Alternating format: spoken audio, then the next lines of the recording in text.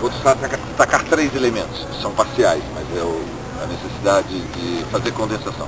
O primeiro elemento fundamental é que o final da Segunda Guerra Mundial coincide com uma uma onda de luta revolucionária que foi decisiva para a derrota do nazifascismo. E o epicentro deste processo foi a Grécia, os Balcãs de conjunto, portanto o que nós chamamos hoje de Albânia, o que veio a ser posteriormente a Iugoslávia, a Itália e a França.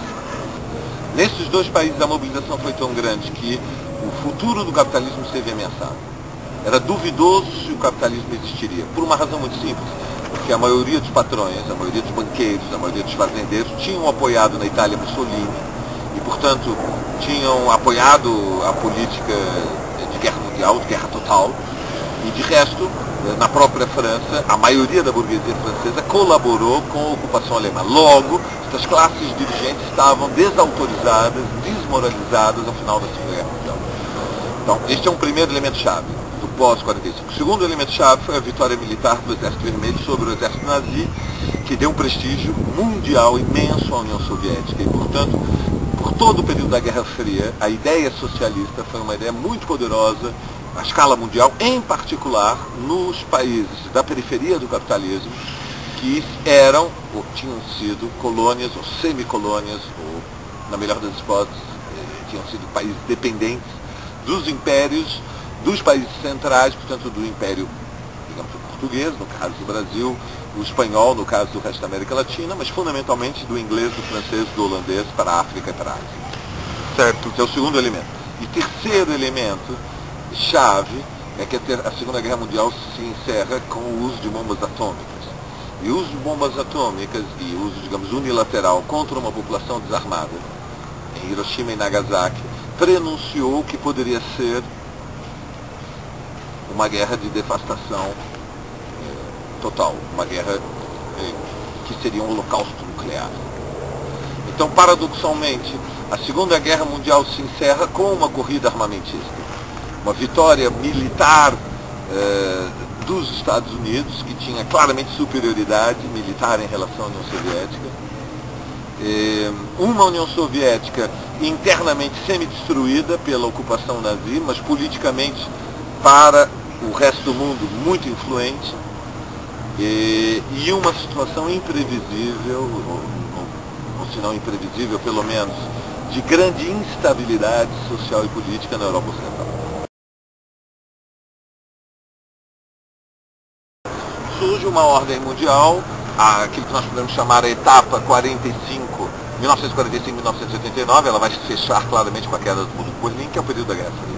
Abre-se o período da Guerra Fria, é um período de corrida armamentista, é um período, chama-se Guerra Fria porque há uma corrida armamentista, mas os conflitos e as guerras são locais, ou seja, os 2 estados que dividiram a influência mundial, de um lado Washington, do outro lado Moscou, não se confrontaram diretamente em nenhum momento.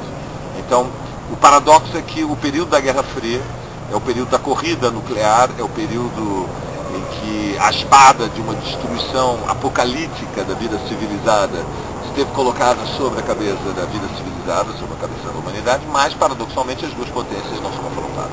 Portanto, houve, fundamentalmente, um período de relativa estabilidade dentro desta nova ordem mundial, ou etapa político-histórica 45-89. Os conflitos foram localizados. Coreia, Vietnã, guerras de libertação na África, guerra da Argélia, os conflitos localizados. O Brasil, nesse período histórico, de 45-89, se transformou na menina dos olhos de Washington, dos Estados Unidos. O Brasil era, na periferia, o Estado, digamos, privilegiado, as relações privilegiadas com os Estados Unidos. Era a menina dos olhos. Era, na periferia, o maior mercado de consumo. Se transformou numa plataforma industrial de exportação para toda a América do Sul. Recebeu o maior volume de investimentos, ao contrário da Argentina. Por quê? Porque destinos tão diferentes para o Brasil e a Argentina. O Brasil recebendo muitos investimentos norte-americanos e a Argentina muito menos. Porque o Brasil participou da Segunda Guerra Mundial, ou seja, a partir de 1942, o governo Vargas aderiu aos aliados, fez uma negociação que que condicionava a entrada do Brasil na Segunda Guerra Mundial à construção da CSN, mas autorizava a construção, a instalação de uma base militar norte-americana com direitos de extraterritorialidade no Rio Grande do Norte.